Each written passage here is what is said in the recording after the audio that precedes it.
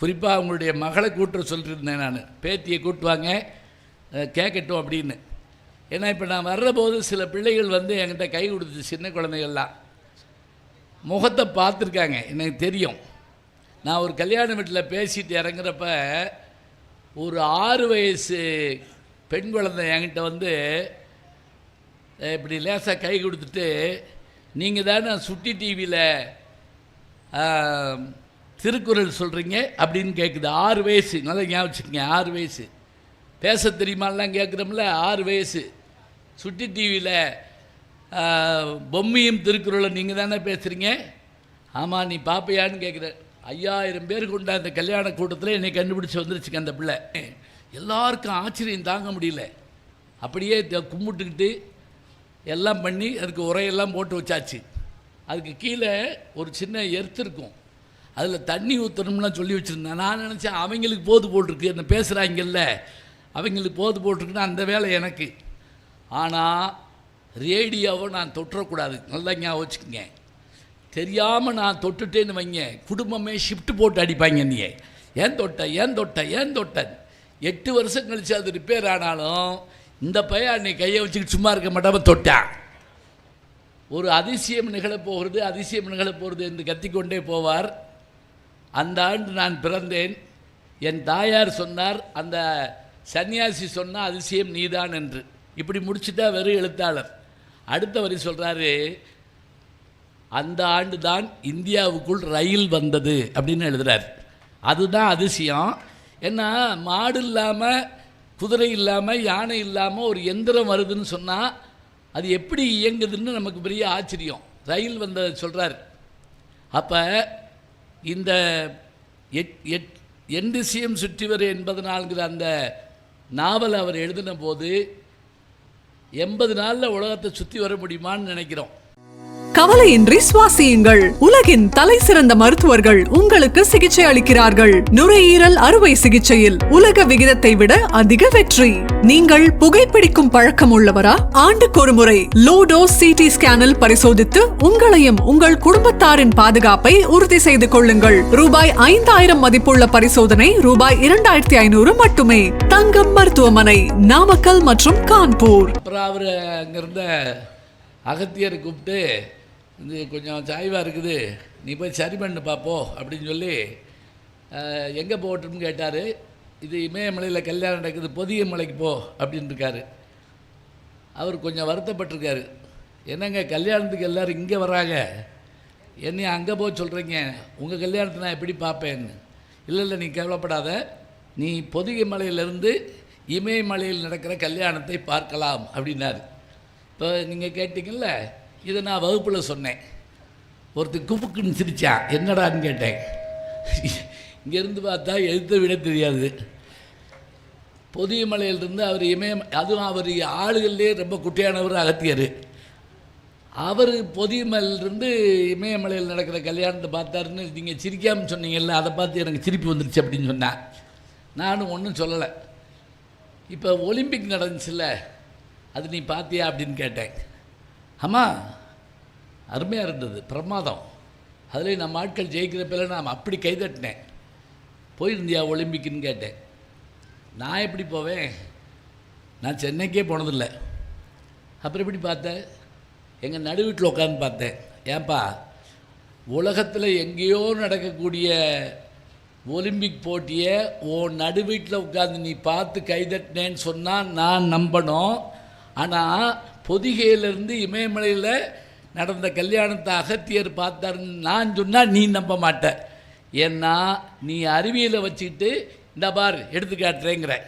நாங்கள் என்ன சொல்கிறோம், அது ஆன்மீகம் மட்டும் இல்லாமல் அது சொல்லுகின்ற பாதை தான். இன்றைக்கி ஒரு கட்டுரை வந்திருக்குங்க பத்திரிக்கையில், எவையெல்லாம் கற்பனையோ அவையெல்லாம் பின்னால் கண்டுபிடிப்புகளாக மாறும். இதுதான் உண்மை. ஆழி செந்தில்நாதன் எழுதின கட்டுரை முடிஞ்சால் படித்து பாருங்க. அதில் இருக்குது, எதை நீங்கள் வந்து கற்பனை பண்ணுறீங்களோ அந்த கற்பனை நடக்கும் அப்படிங்கிறாங்க. அது நிச்சயமாகும். ஒரு ஆதாரம் கூட நான் உங்களுக்கு சொல்கிறேன். புத்தக திருவிழா தானே, நான் பேசிக்கிட்டே வர்றப்ப ஐயா அவர்கள் சொன்ன மாதிரி நிறைய விஷயங்களை எடுத்து சொன்னாங்க. ஐயா குறிப்பாக சொல்கிறதா இருந்தால், எங்களை போன்ற பேச்சாளர்கள் உருவாவதற்கே, நகைச்சுவையாக பேசுவதற்கும் நன்றாக பேசுவதற்கும் காரணமாக அமைந்த பெருமகனார் தான் நம்முடைய வணக்கத்திற்குரிய ஐயா திருவாரூர் சண்முகவேல் ஐயா அவர்கள். அவருடைய இந்த வயதை பார்க்கிற போது நாமெல்லாம் அவருக்கு எழுந்து நின்று வணக்கம் சொல்லணும், எழுந்து நின்று கை தட்டணும். என்ன ஞாபக சக்தி கோர்வையாக கொண்டு வந்து கொடுக்குறாங்கங்கிறத பாருங்கள். சரி, அவர்களுக்கு என்னுடைய வணக்கத்தை சொல்லி, திருக்குறளை சொன்னாலும் திருமூலரை சொன்னாலும் பக்கத்து வீட்டு தெருவில் இருக்கிற மாதிரி சொல்லி சொல்லி சொல்லி நமக்கு சொன்னாங்க. கேட்க கேட்க அவ்வளோ அருமையாக இருந்தது. அதே போல் இந்த நிகழ்ச்சியை இன்றைக்கு நாம் இங்கே நடத்துகிற போது வரவேற்புரை நிகழ்த்தி இருக்கக்கூடிய கால்நடை பராமரிப்புத்துறையினுடைய உதவி இயக்குனர் திருமதி மகேஸ்வரி அவர்களுக்கு என்னுடைய அன்பு பாராட்டை தெரிவித்துக் கொள்கிறேன்.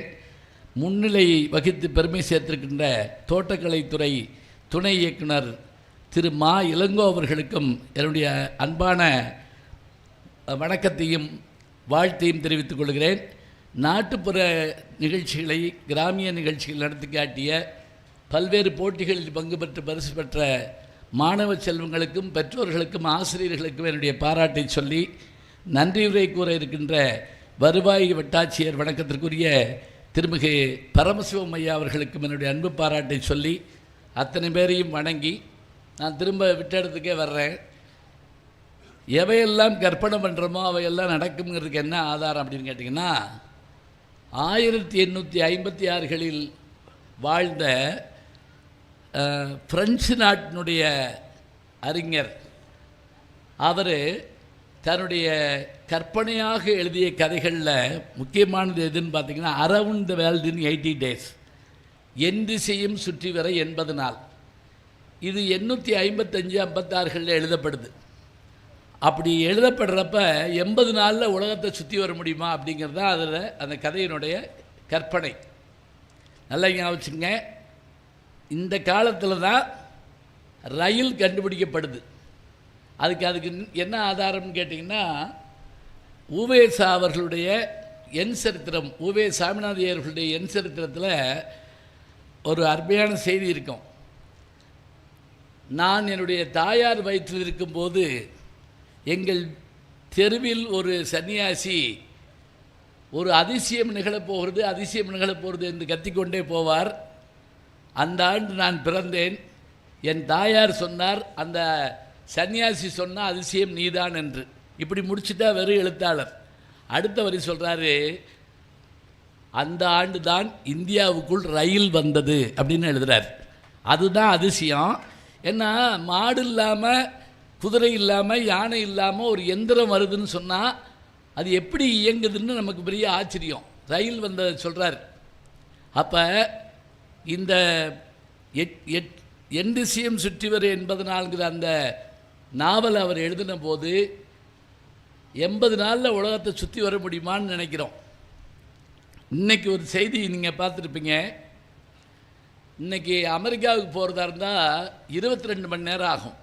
22 மணி நேரம் நான் போயிட்டு வந்திருக்கேன் பல முறை. இதெல்லாம் நீங்கள் நம்பித்தான் ஆகணும், வேறு வழி கிடையாது. 22 மணி நேரம். அதில் இடையில இறங்கி மாறினோம்னா இன்னும் கூட ஆகும். 1 மணி நேரத்தில் அமெரிக்காவை சென்று அடையலாம் என்று யார் சொல்கிறா தெரியுங்களா? எலான் மாஸ்க் சொல்கிறாப்புல. எலான் மாஸ்க் 1 மணி நேரத்தில் அமெரிக்காவை சென்று அடைய முடியும். நமக்கு இப்போ நீங்கள் சொன்னால் சிரிப்பு தானே வரும். அவர் எங்கேயா சொல்லிட்டு போகிறாருங்க, விடுங்கன்னு. அப்படி விட முடியாது. ஏன்னா அமெரிக்காவினுடைய அதிபராக தேர்ந்தெடுக்கப்பட்டிருக்கக்கூடிய ட்ரம்ப் அவர்கள் இவரைத்தான் அரசியலில் முக்கியமான இடத்துல உட்கார வைக்கிறாரு. யார்? எலான் மாஸ்கை. ஏன்னா வேறு கிரகத்தில் மனுஷன் போய் இருக்கலாம்ங்கிற விஷயத்துக்கான திட்டத்தை அந்த ஆள் போட்டுக்கிட்டு இருக்கான். இப்போ இந்த பூமி போதுமான்னு நம்ம கேட்குறோம்ல, இந்த படம் போதுமா, இன்னும் கொஞ்சம் வேணுமான்னு கேட்குறாங்கல்ல. இந்த பூமி போதுமா, பத்தாது, இன்னொரு இடம் வேணுமா, அதுக்கும் தயாராக இருக்கும். எலான் மாஸ்க் பண்ணிக்கிட்டு இருக்காப்லங்கிறாங்க. இதை முதல்ல எழுதினவர் யாருன்னு கேட்டிங்கன்னா, அந்த பிரெஞ்சு நாட்டினுடைய எழுத்தாளர் அறிஞர். அவர் சொன்னார், எர்த்து டு மூன் அப்படின்னு எழுதினார். பூமியிலிருந்து சந்திரனுக்கு. சரியாக அவர் எழுதி 120 வருஷத்துக்கு பிறகு 1969ஆம் ஆண்டு அப்போலோ 11 போய் அமெரிக்கர்கள் அந்த இதில் போய் காலை வச்சுட்டாங்க. அப்போ கற்பனை பண்ணக்கூடிய விஷயங்கள் எல்லாம் ஒரு நாளைக்கு கைகூடும். அதனால தான் பாரதி சொல்கிறப்ப கூட எப்படி அப்படின்னா, மனதில் உறுதி வேண்டும், வாக்கினிலே இனிமை வேண்டும், நினைவு நல்லது வேண்டும், நெருங்கிய பொருள் கைப்படல் வேண்டும். இதெல்லாம் பண்ணிட்டால் நமக்கு அதெல்லாம் நிச்சயமாக கிடைக்கும். அது உண்மையும் கூட.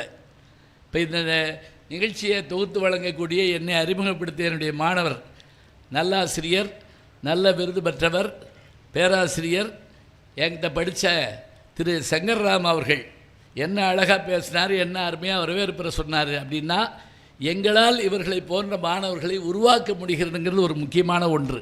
அதுதான் பெரிய சிறப்பு. அதே போல் பேராசிரியை நம்முடைய குற்றாலம் பராசக்தி மகளிர் கல்லூரியினுடைய தமிழ்துறை பேராசிரியை டாக்டர் துர்காதேவி அவர்கள் வந்திருக்கிறாங்க, குடும்பத்தோடு வந்திருக்கிறாங்க. அவர்களுக்கு என்னுடைய அன்பு பாராட்ட சொல்கிறேன். குறிப்பாக அவங்களுடைய மகளை கூட்ட சொல்லியிருந்தேன், நான் பேத்தியை கூட்டுவாங்க கேட்கட்டும் அப்படின்னு. ஏன்னா இப்போ நான் வர்றபோது சில பிள்ளைகள் வந்து என்கிட்ட கை கொடுத்து, சின்ன குழந்தைகள்லாம் முகத்தை பார்த்துருக்காங்க, எனக்கு தெரியும். நான் ஒரு கல்யாண வீட்டில் பேசிட்டு இறங்குறப்ப ஒரு 6 வயசு பெண் குழந்தை என்கிட்ட வந்து இப்படி லேசாக கை கொடுத்துட்டு, நீங்கள் தானே சுட்டி டிவியில் திருக்குறள் சொல்கிறீங்க அப்படின்னு கேட்குது. 6 வயசு, நல்லா ஞாபகம் வச்சுக்கோங்க, 6 வயசு. பேச தெரியுமாலாம் கேட்குறோம்ல, 6 வயசு. சுட்டி டிவியில் பொம்மையும் திருக்குறளும் நீங்கள் தானே பேசுகிறீங்க, ஆமாம் நீ பார்ப்பையான்னு கேட்குறேன். 5000 பேர் கொண்ட அந்த கல்யாண கூட்டத்தில் என்னை கண்டுபிடிச்சி வந்துருச்சுங்க அந்த பிள்ளை. ஆமாம் அப்படின்னு சொன்ன உடனே நீ பார்ப்பையான்னு கேட்டேன். ஆமாம் நான் பார்ப்பேன், என் தம்பிக்கு உங்களை ரொம்ப பிடிக்கும். அந்த பிள்ளைக்கு 6 வயசு, அவள் தம்பிக்கு ரொம்ப பிடிக்குமா, போய் கூப்பிட்டு வந்துச்சு. அவனுக்கு 3 வயசோ 3.5 வயசோ இருக்கும். அவன் என்னை இப்படி ஏற இறங்க பார்த்துட்டு நல்லா பேசுகிற அப்படின்னு சொன்னான். அவனே அன்னைக்கு தான் பேச ஆரம்பிச்சிருக்கான். புரியுதா? அவர்களையும் சென்று அடையுமாறு என் பேச்சை பயன்படுத்த முடியும் என்று சொன்னால், தமிழ் எத்தனை இனிய மொழி, எத்தனை அரிய மொழி, அதைத்தான் நம்ம பார்க்கணும். அதுக்கான காரணம் முக்கியமான ஒன்று. இன்னொன்று, காலத்துக்கு ஏற்றபடியாக நம்மை தயார் செய்து கொள்ள வேண்டுங்க. அப்போ தான் நம்ம வந்து எப்போவும் முன்னோக்கி ஓடிக்கொண்டிருக்க முடியும். என்ன எளிமையாக சொல்கிறேனே, அப்டேட் ஆகலைன்னு வச்சுக்கோங்க, அவுடேட் ஆகிடுவோம். இதுதான் உண்மை, வேறு ஒன்றும் இல்லை. இது பஞ்சு டைலாக சொன்னால் நீங்கள் கைதட்டுவீங்கன்னு நினச்சா நீங்கள் கம்முன்னு தான் உட்காந்துருக்கீங்க. யாராவது சினிமாவில் சொன்னால் மாத்திரம் அப்படி மயிர்க்கும் தெரியுது உங்களுக்கு. இதே இது நான் சொன்னால் கேட்க மாட்டேங்கிறீங்க. அதாவது நம்ம எதையும் உடனடியாக ஏற்றுக்கொண்டு அதற்கு தயாராகாவிட்டால் எப்படி, யோசிச்சு பாருங்கள். 1960-62 எங்கள் வீட்டில் எங்கள் அப்பா தமிழாசிரியர், அவர் ஒரு ரேடியோ பெட்டி வாங்கிட்டு வர்றார். தெருவே வருது, அது என்னன்னு பார்க்க வந்து அதை வச்சு எங்கள் அம்மா அதுக்கு சூடங்காட்டி விபூதி வச்சு, யார் மார்க்கோனி கண்டுபிடிச்சதுக்கு விபூதி வச்சு அதுக்கு இதெல்லாம் போட்டு, அது போட்டோடனே பாடினோடனே எல்லாருக்கும் ஆச்சரியம் தாங்க முடியல. அப்படியே கும்பிட்டுக்கிட்டு எல்லாம் பண்ணி அதுக்கு உரையெல்லாம் போட்டு வச்சாச்சு. அதுக்கு கீழே ஒரு சின்ன எர்த்து இருக்கும், அதில் தண்ணி ஊற்றணும்லாம் சொல்லி வச்சுருந்தேன். நான் நினச்சேன் அவங்களுக்கு போது போட்டிருக்கு, என்ன பேசுகிறாங்கல்ல அவங்களுக்கு போது போட்டிருக்குன்னா அந்த வேலை எனக்கு. ஆனால் ரேடியோவை நான் தொட்டுறக்கூடாது, நல்லா ஞாபகம் வச்சுக்கோங்க. தெரியாமல் நான் தொட்டுட்டேன்னு வைங்க, குடும்பமே ஷிஃப்ட் போட்டு அடிப்பாங்க. நீ ஏன் தொட்ட 8 வருஷம் கழிச்சு அது ரிப்பேர் ஆனாலும் இந்த பையன் அன்னைக்கு கையை வச்சுக்கிட்டு சும்மா இருக்க மாட்டாமல் தொட்டான். நான் சின்ன பிள்ளையில் ரேடியோ போட்டதே இல்லைங்க. இன்றைக்கி எங்கள் வீட்டில் டிவி இருக்குது, டெக்கு இருக்குது, லேப்டாப் இருக்குது, எல்லாம் இருக்குது. என் பேரம்பேத்தியை இன்னும் தொட விட மாட்டேங்கிறாங்க. அதில் கை வைக்காதீங்க, வைரஸ் வந்துடும். என்னை வைரஸ்னு பேர் வச்சுருக்காங்க. இப்போ பாருங்கள், அன்னைக்கு என்னால் ரேடியோ போட முடியல, இன்றைக்கி என்னால் லேப்டாப் போட முடியல. முந்தியெல்லாம் செல்ஃபோனில் ஏதாவது இதானா யாராவது பெரியவங்கள்ட்ட கொடுத்து பாருங்கள் அப்படிமோ. இப்போ நீங்கள் பெரியவங்கள்ட்ட கொடுத்து பார்க்க சொல்லுங்களேன், அழுதுக்கு கண்ணீர் விட்டுருவார் அவர் அப்படியே. ஏன்னா அவருக்கு அதில் ஒன்றுமே தெரியாது. ஒன்றும் இல்லைங்க, செல்லு வந்த நேரத்தில் வழக்கமாக அந்த மேடையில் பேச்சு ஆரம்பிக்க போவதால் அவர்களுடைய அந்த அலைபேசியை அடைத்து வைத்து கொள்ளுமாறு கேட்டுக்கொள்கிறோம்னு சொல்லுவாங்கள்ல, அந்நேரம் பார்த்து ஒருத்தருடைய செல்ஃபோனில் ஃபோன் வந்துருச்சுங்க. விநாயகனே வெப்பினையே அப்படின்னு சத்தம் போடுது. அது அவருக்கு அமத்த தெரியல. பக்கத்தாள்கிட்ட கொடுத்து அவர் ஐயோ என்று கடவுளே விட்டுருக்காட்டார். என் ஃபோன் வேறு ஃபோனு. இவர் இங்கிட்டு ஓடுறாரு அங்கிட்டு ஓடுறாரு. ஓடிட்டு கடைசியில் என்ன பண்ணுறீங்களா, அதை கீழே போட்டு மேலே ஏறி உட்காந்துக்கிட்டாரு. அப்படியே நமக்கு தெரியல. இன்றைக்கி ஏதாவது சின்ன ரிப்பேராக இருந்தால் கூட நம்ம வீட்டில் இருக்கக்கூடிய சின்ன பிள்ளைகிட்ட கொடுங்க, 5 நிமிஷத்தில் சரி பண்ணி கொடுக்குறான். ஏன் தெரியுமா? அவனுக்குரிய காலமாக இது இருக்கிறது.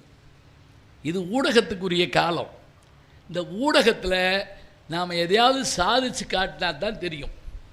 இப்போ நம் ஒவ்வொரு விஷயத்தை பார்க்குற போதும் அதுக்கு ஏற்றபடியாக நம்மை தயாரித்து கொள்ள வேண்டும். ஒரு கல்யாண வீட்டில் பொண்ணு மாப்பிள்ளைக்கு அந்த திருமாங்கல்யத்தை எடுத்து கொடுத்துட்டு கீழே வர்றேன். தமிழ் மரபு வழி திருமணம் நான் நிறைய பண்ணி வைப்பேன். அப்படி வந்தபோது ஒருத்தர் வாயில் துண்டு வச்சுக்கிட்டு அழுதுட்டுருக்கார். என்னை பார்த்து, வீட்டை அடகு வச்சுட்டிங்க அப்படின்னாரு. எனக்கு ஒன்றும் புரியல. எப்போ அப்படின்னு கேட்டேன். சீரியலில் சிங்கப்பெண்ணேன்னு ஒரு சீரியல் வருதுல்ல, அதில் வீட்டை அடகு வச்சுட்டேன்னா நான். அந்த படத்தை வேறு உங்கள் பையன் தூக்கிட்டு போயிட்டேன். யோ சும்மாரு, அதுக்குள்ளே 2-3 ஒரு வீட்டை அடகு வச்சுட்டிங்களா, என்ன விஷயம் அப்படின்னு கேட்டீங்க. அந்த ஆள் சொல்கிற கேட்காதீங்க, நாடகத்தை பார்த்து அழுகிறேன். அந்த ஆள் உண்மையிலேயே கண்ணீர் வரமாட்டேங்குது. இந்தா இப்போ ஐயா அப்படி சொன்னார், திருமூலர் சொன்னார், திருவள்ளுவர் சொன்னார், எல்லாம் பேசாமல் இருந்தோம். அது என்ன தெரியுங்களா, ஒரு வினாடி நமக்கு அது அந்த கண்ணு முன்னாடி வந்துட்டு போகுது. இப்போ நான் 9 மணிக்குள்ள முடிக்கணும், இல்லைன்னா சிங்கப்பெண் திருப்பி ஆரம்பிச்சிடும். 9 மணிக்கு தயாராக போயிடணும். எதுக்கு சொல்கிறேன் அப்படின்னா, எல்லாவற்றையும் நம்ம ரசிக்கவும் பார்க்கவும் கற்றுக்கொண்டோம்னா அதில் எல்லாத்துலேயும் உள்ளே போய் என்னதான் இருக்குன்னு பார்த்துட்டு வந்துடுவோமே அப்படிங்கிற ஒரு எண்ணம் எனக்கு உண்டுங்க. கவலையின்றி சுவாசியுங்கள். உலகின் தலை சிறந்த மருத்துவர்கள் உங்களுக்கு சிகிச்சை அளிக்கிறார்கள். நுரையீரல் அறுவை சிகிச்சையில் உலக விகிதத்தை விட அதிக வெற்றி. நீங்கள் புகைப்பிடிக்கும் பழக்கம் உள்ளவரா? ஆண்டுக்கு ஒரு முறை லோ டோஸ் சிடி ஸ்கேனில் பரிசோதித்து உங்களையும் உங்கள் குடும்பத்தாரின் பாதுகாப்பை உறுதி செய்து கொள்ளுங்கள். ரூபாய் 5000 மதிப்புள்ள பரிசோதனை ரூபாய் 2500 மட்டுமே. தங்கம் மருத்துவமனை, நாமக்கல் மற்றும் கான்பூர்.